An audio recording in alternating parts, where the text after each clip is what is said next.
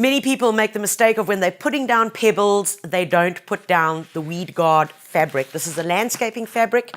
It's known as Weed Guard.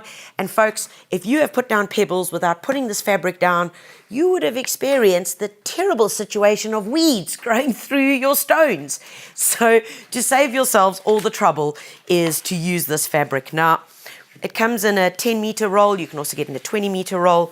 And if I pull it apart and you look really inside there, look when I pull it open here, it's very, very finely woven.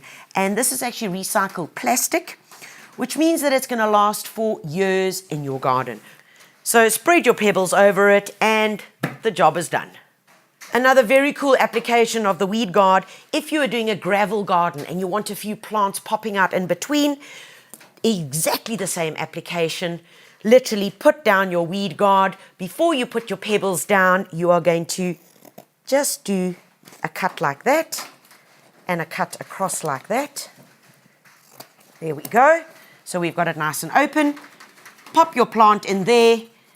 Put this around. It's never going to choke the plant, and then your pebbles can go around and gravel garden good to go.